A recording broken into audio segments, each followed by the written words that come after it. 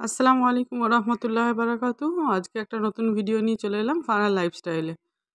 বৃষ্টির সন্ধ্যাতে হঠাৎ করে মনে হলো ফুচকা খাবো, তাই বেরিয়ে পড়লাম দুজন মিলে। তারপরে ফারহানের আন্টি ফোন করে বলছিল টিউশন ওর পড়া হয়ে গেছে, ওর ছুটি হয়ে গেছে, ওকে নিয়ে যান। ও তো ফুচকা খাবার নাম শুনে ও লাফিয়ে উঠেছে, আমিও তোমাদের সাথে যাব, আমি এখন বাড়ি যাব না বলে ওকে নিয়েও চলে গেছিলাম ল্যান্ডের মাঠে। ল্যান্ডের মাঠের এটা হচ্ছে একটা চিলড্রেন পার্ক।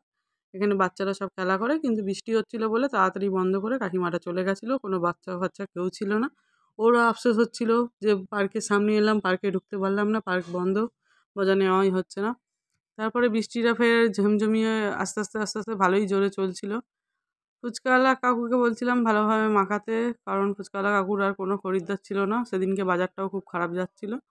আমরা বলছিলাম ভালো হলে আমরা 20 টাকা করে খাবো, আর যদি খুব ভালো না লাগে তাহলে আমরা 10 টাকা করে খেয়ে সবাই চলে যাবো। তাই জন্য কাকু মন দিয়ে ভালোভাবে মাখছিল। তারপরে বৃষ্টিটা খুব জোরে চলে এলো।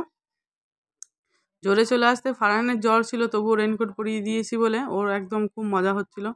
দুজন মিলে খুব মজা করবে বলে লাফাচ্ছিল। আমি বলি ফুচকাটা খেয়ে দুজনে যা পারিস করবি কর। কাকুরা দাঁড়িয়ে আছে বলে দুজনে একটু শান্ত হয়ে ফুচকাটা কিছুক্ষণ খেয়ে নিল।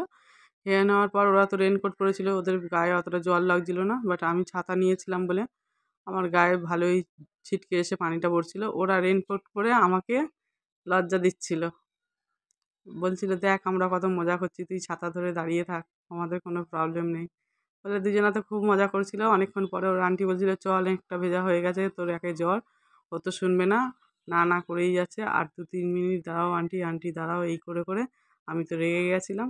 রেগে যেতে তারপরে গাড়িতে জোর করে তুলে নিয়ে বাড়ির দিকে ফিরছিলাম। বাড়ির দিকে ফিরতে ফিরতে একটা ভিডিও করছিলাম। তো ভালোই বৃষ্টি, আমাদের এখানে তো বৃষ্টি হলে প্রচুর জল জমে যায়, জলও জমে গেছিলো অনেক জায়গায়। তারপরে শেষমেশ আমরা বাড়ির গলিতে দিকে ঢুকে যাচ্ছি। এখানে সব লোকরা দেখছিল আমরা দুজন তিনজন মিলেই শুধু গাড়ি করে যাচ্ছি, সেরকম কোনো লোক নেই। ছেলে তো খুব চেঁচাচ্ছিল। বাড়ির গলির ভিতরে ঢুকেও গেছি। তারপরে বাড়ির সামনে এসে গেটে দেখছি একটা কাকিমার দেওয়ালের ওপরে সিসি ক্যামেরা বসানো, অর্থাৎ একটা বিড়াল আমাদের দেখছে। তো এই ছিল আমাদের টোটাল ভিডিওটা। কেমন লাগলো বন্ধুরা জানিও, আর আমার চ্যানেলটাকে সাবস্ক্রাইব করে দিও। টাটা বন্ধুরা।